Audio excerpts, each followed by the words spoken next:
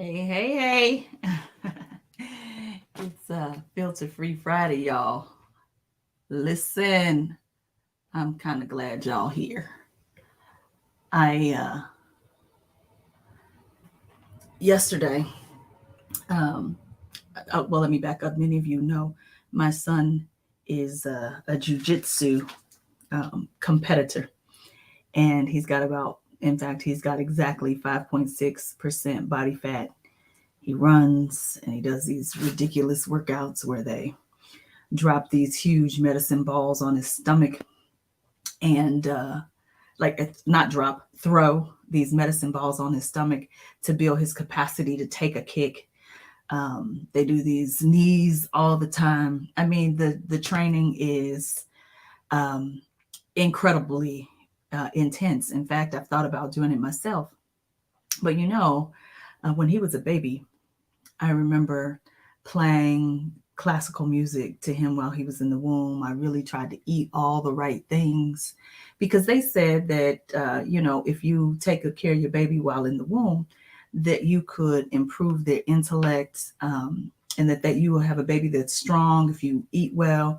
So even while I was pregnant, I wasn't hardly eating no trash, wasn't eating um, hardly any meat. I remember vividly that my craving was salad dressing, and I was out here making salad dressing to make sure he wasn't getting no seed oils and all this ridiculousness.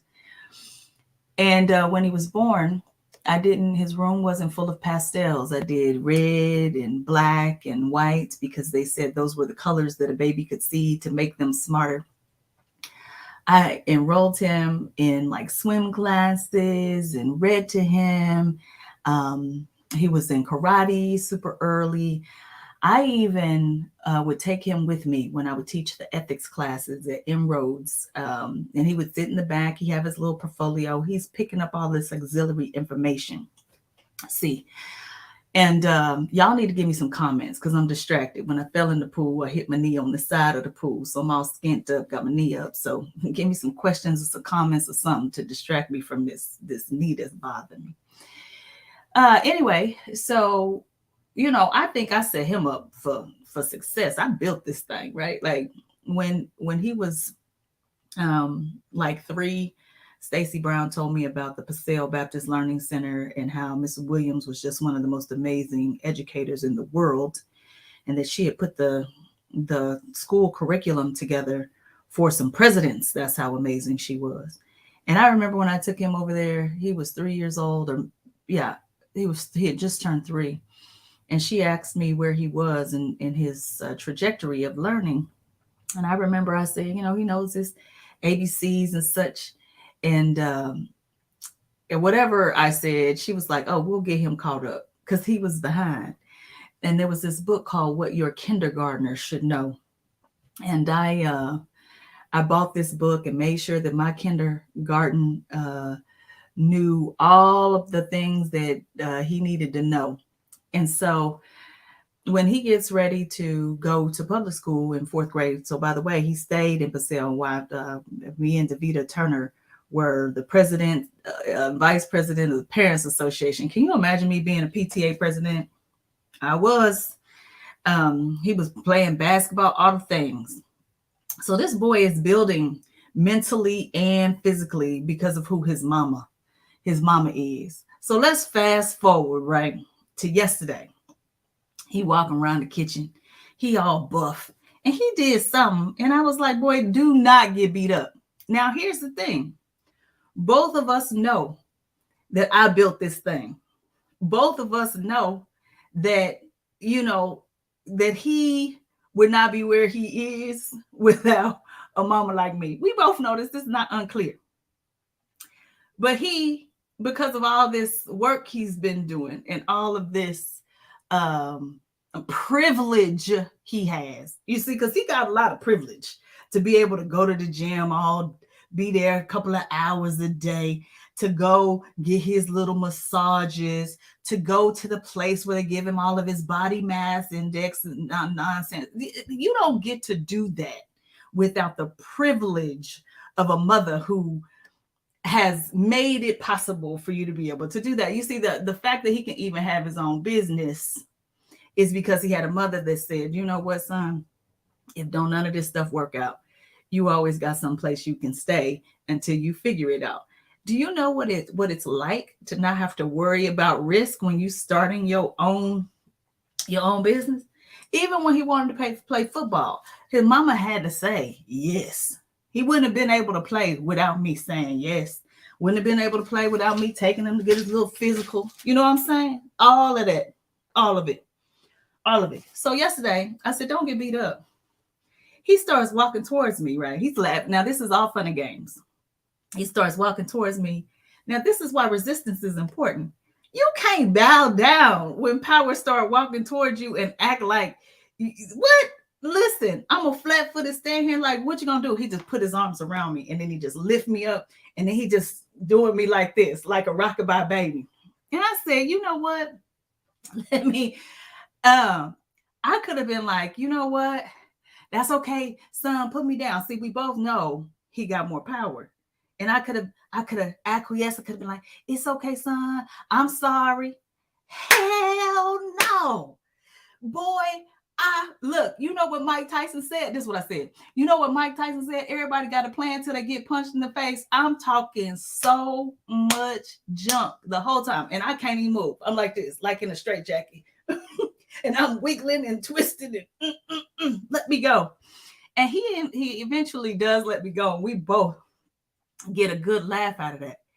But here's the thing. What if he didn't know that everything he has was because I built this thing?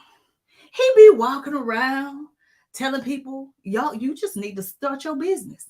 He be walking around telling people, you just need to go to the jiu-jitsu gym and just, start working and training. When you had the ability, when you learned martial arts, when you were 4 or 5, sir, privilege, see?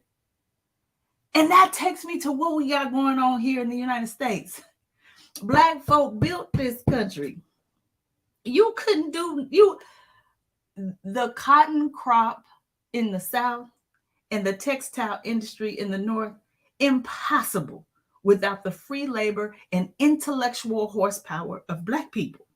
See, and so to start today and be like, you know what, if you just work hard, see, you can't overlook the fact that I had him in the inroads classes in the back with me when he couldn't even read, and he'd be in the back learning about what is emotional intelligence, learning about ethics and integrity, learning about how corporate systems work.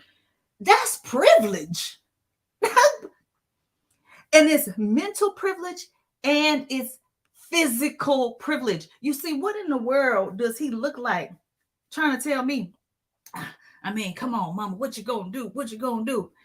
And I'm just, I couldn't think of anything else to talk about today, because too often I see too many people think that this is about, well, let's pull together some data, see. Let's get some data together and see what's the state of what's going on. Look, you can look at me and look at him. Ain't neither one of us got to get on no scale to see what our body fat percentage is to know that I ain't 5.6% body fat. We can see it. We can see it. We don't need no data. We don't need to do no surveys to know that since I wasn't in no karate classes as a kid, since I'm not going over there to the jiu-jitsu gym and staying for 2 hours, we don't need no data. What you need data for? Data to prove that he got more privilege than me. That's why he able to do. And then people be like, well, Nicole, if you ate a little less, then maybe you could see, your striation come in. Well, maybe I ain't eating because maybe I'm eating less than I'm supposed to. Maybe I'm not getting the water intake I'm supposed to. Maybe I'm not at the gym because I'm supposed. So I could give him the opportunity to be able to take the risk he want to take. See, you see what I'm saying? I'm telling you what, this is exactly what I'm talking about when people come to me and they start talking about meritocracy and pull yourself up by the bootstrap. Even with this thing with Carly Russell, I knew immediately once we found out that there were some issues with her story. And as reported, it is likely that she made up um, everything that happened that evening. I knew immediately that people were going to make it a pathology about Black people. What's going on with Black people? What's going on with our culture? And this same week, some brother in the military done ran into North Korea. We gonna add these things together and say what's wrong with Black people. And I'm saying I don't need no data to tell you that there ain't nothing wrong with us. I'm gonna say, don't you dare start today and ask me what's wrong with us. When in the zip codes that are most violent in my town, they also happen to be where there's food apartheid. I imagine that being hungry might make me violent. I think so. Don't you dare start today asking me what's wrong with Black people. When every single time this government has tried to integrate schools, white folk have figured out a way to make sure that their kids don't have to go to school with us. If you could go back to Brown versus Board of Education, they figured out a way to fire every single last one of those Black teachers. If you go back to forced integration here in our lovely state, all of a sudden, all these people become Catholic, and now these Catholic schools start popping up. Folks moving out of the city, moving into suburbs so they can make sure that they in some of the whitest of whites. Some people even left the state to go to states that they know their kids wouldn't have to be near us. Don't you dare start today. Because I imagine if I don't have educational opportunities, that it might just make me a little more violent. Just maybe. Just maybe. You see, if you start in that kitchen yesterday, then you go, man, Nicole, I think there's something uniquely different about women or almost 50-year-olds that 20-year-olds could beat them. No, that's no. Mm-mm. Don't you dare start at the end of the story and then try to make it all make sense. No. Mm-mm. No, that's not what we're going to do. You see, Carly, you want to talk about individualism when it suits you. You see, when something bad happens and it's a Black person, then you want to talk about us collectively as a group. You don't want to talk about, well, Oprah Winfrey, well, LeBron James. See, not when an individual does something, then all of a sudden you want to talk collectivist. But when we need to talk collectivism, when we need to talk about racism, when we need to talk about inequitable education, when we need to talk about privatized prison and criminal justice reform, then you want to talk about the individual. All the individual people you know who can miraculously make their way out of racism. Boy, we sure like to move the rules around. Meanwhile, one of the white folk who got the highest level position in this country, former President Donald John Trump, what does he represent about white folk?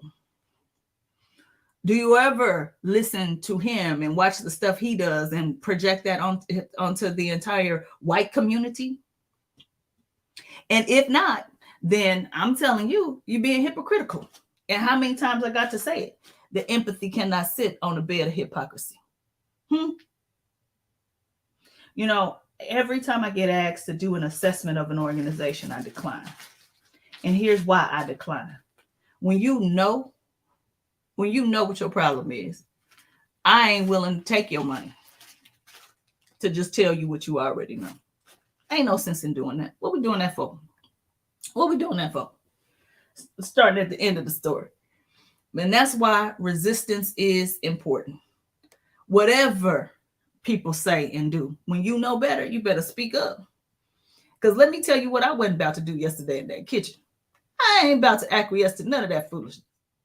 If by chance my son were the type of person to demonstrate his physical strength in that moment, he was going to do so hearing my whole mouth the whole way down. And I feel the exact same way about what is happening in this here United States of America. You're going to hear my mouth all the way down. I am at no point going to acquiesce, bend, twist, turn, because ain't none of it going to help no way. I'm going to keep putting in front of us the ideals that we say we aspire to. I ain't holding you accountable to what I say. I hold you accountable to what you say.